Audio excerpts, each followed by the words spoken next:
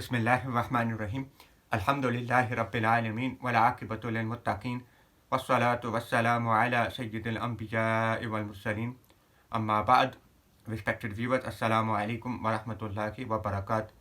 Owing to these testing times that we are currently living in, the way that we perform our ibadat, our worship has changed, whether that is Salatul Jummah, whether that is Salatul Taraweeh, whether that is the itikaf that we normally associate with the mosques. And inshallah ta'ala, it seems that Salatul Eid will also be affected this year.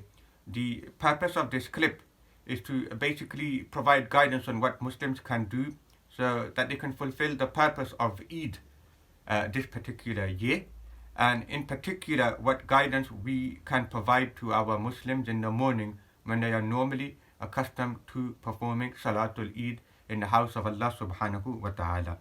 In short, according to the mazhab of Imam Abu Hanifa, the followers of his, the Ahnaf, there is no concept of Salatul Eid at home. We cannot perform the special prayer, the wajib prayer at home, the prayer that we normally have 6 extra takbeers in. In its place, however, there are many different types of ibadahs. There are many things that we can do to fulfill the other sunnahs of this day, to ensure that we get the full benefit of this beautiful gift that Allah subhanahu wa ta'ala has given us in the form of Eid al-Fitr. So inshallah ta'ala, all I would like to do is to share with you some important points of what you and I can do to get the most out of this day in these very unique circumstances that we find ourselves in. I will begin with the night of Eid al-Fitr, which is a very, very important night in our Islamic calendar. Imam Shafi'i rahmatullahi alayhi, one of the 4 great Imams, he said that it has reached us that there are 5 nights in the Islamic calendar when a dua to Allah subhanahu wa ta'ala certainly is accepted. And those 5 nights are the night of Friday, the night of Eid al-Fitr, the night of Eid al-Adha, the 1st of Rajab, and the 15th night of Sha'ban. So this is a night certainly of du'as, of askar, of salawat upon the best of all creation, Sayyidina Rasulullah sallallahu ta'ala alayhi wa sallam. I am sure that there will be many transmissions on social media to celebrate this night, to mark this night, speeches, naats, Quranic recitations. So please do spend a portion of your time on the night of Eid. Engage with your family, listening to these speeches, listening to these transmissions. Certainly Allah subhanahu wa ta'ala will reward you for your time. As for the actual day itself, the day of Eid al-Fitr, please begin your day with Fajr prayer with your family and congregation if that is possible. This is still the most important prayer of the day. It is still more important than the Salatul Eid that we would conventionally perform. No Imam, no Pir, no Shaykh, no Alim would tell you that the Salatul Eid is more important than the Fajr, Zuhr, Asr, Maghrib, Isha of the day. So may Allah subhanahu wa ta'ala give us all the guidance. Please do ensure that you perform the Fajr prayer on this momentous day. There are many sunnahs which are related to the day of Eid al-Fitr. We can still fulfill them. So for example, Sayyidina Rasulullah sallallahu alayhi wa sallam encouraged you and I to have a bath on this day, to wear our cleanest clothes. Our master, our beloved sallallahu alayhi wa sallam would eat something sweet in the morning. He would have some dates in the morning. These are all sunnahs that we can still fulfill even in these unique and unprecedented circumstances. On the day of Eid, we are normally accustomed to coming to the house of Allah subhanahu wa ta'ala in order to perform a very unique wajib prayer, the Salatul Eid, with the additional 6 takbirats. Unfortunately, this prayer will not be open to the public this year. And according to the mazhab of Imam Abu Hanifa rahmatullahi alayhi, this actual prayer, the Salatul Eid prayer, it cannot be replicated at home with family members.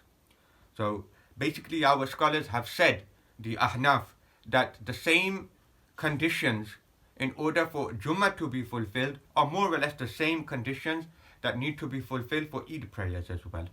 As you know, we have not been performing Salatul Jummah in these unique circumstances. We will not be performing the Salatul Eid at home either. Having said that, what the ulama-i-kiram have recommended, that in the time and the exact period where we would normally be in the house of Allah, where we would normally be performing the Salatul Eid, there are many other different types of ibadats that we can perform in order to fill that void. And inshallah ta'ala I will explain some of those ibadats that we should be performing at the time of Eid in our homes with our family. Number one, at that time certainly we should open up the Quran Sharif and we should engage in the recitation of the final and perfect word of Allah subhanahu wa ta'ala. Whatever we can recite from the Holy Quran, we should do so.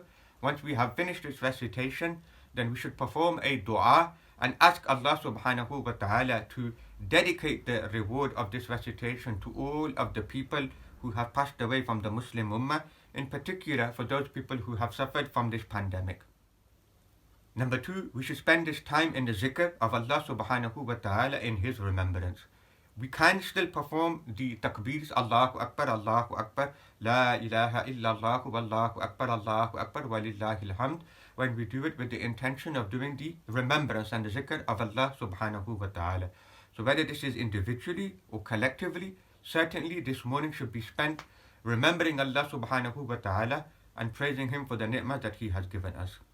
Number three, this morning should be spent sending salawat, salutations and blessings upon the best of all creation, Sayyiduna Rasulullah sallallahu ta'ala alayhi wa sallam. Number four, although we cannot perform the wajib prayer of Salatul Eid with the additional 6 takbeers, what we can do in its place is perform other nafal optional prayers. So there is a different types of nafal prayers that we can perform. Allah subhanahu wa ta'ala certainly understands our circumstances. He knows what is in our hearts. We should try to spend some time doing the sajda to Allah subhanahu wa ta'ala with different types of nawafil. I will mention some of the nawafil that we can perform on the day of Eid. For example, one type of nafal prayer we can perform is Salatul Ishraq. This prayer is performed after Fajr prayer.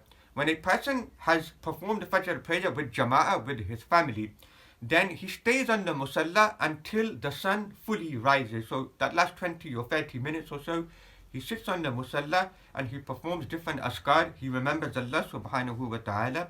He sends salawat upon the Messenger, peace be upon him. He reads the Quran.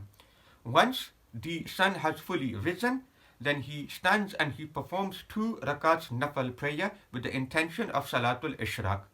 Our Messenger, peace be upon him, said that whosoever performs this particular nafal prayer, then Allah subhanahu wa ta'ala will give him the reward of an accepted Hajj and Umrah. On this morning, we can also perform Salatul Duha, which is sometimes referred to in our language as Chasht prayer, Chasht namaz. Basically, this is a nafal prayer that we perform at mid-morning, and it can vary between 2 rakats and up to 12 rakats. It is up to the Muslim how much he wants to perform. So this can also be performed on the morning of Salatul Eid. It is performed individually, it is not performed as a congregation, but again the whole purpose is fulfilled, meaning to do the zikr of Allah subhanahu wa ta'ala, to perform a prostration in thanks to our Lord. Our ulama ikram have also recommended a 4 rakat nafal prayer to be performed on this morning. After performing the 4 rakat nafal prayer, then a person sits on the musalla and recites Subhanallahi wa bihamdihi 300 times. We are accustomed to hearing our imams, our ulama ikram perform a heartfelt dua on the occasion of Salatul Eid in our mosques. At home, certainly we should continue this tradition by praying to Allah subhanahu wa ta'ala, by invoking His blessed names, His beautiful names, and praying and supplicating that Allah subhanahu wa ta'ala accepts all of our ibadats in the month of Ramadan, that Allah subhanahu wa ta'ala alleviates all of our sufferings, that Allah subhanahu wa ta'ala cures us from all of our illnesses, physical and spiritual. For the rest of the day, please do use the technology at hand to say Eid Mubarak to your family members, to your relatives, to your friends, to your colleagues. Stay safe, stay indoors as much as possible. Please ensure that you enjoy the favors of Allah subhanahu wa ta'ala in the form of your food and drink. Remember, this is a day when fasting is forbidden in Sharia. And the reason why it is forbidden, because Allah subhanahu wa ta'ala wants you to enjoy His favors.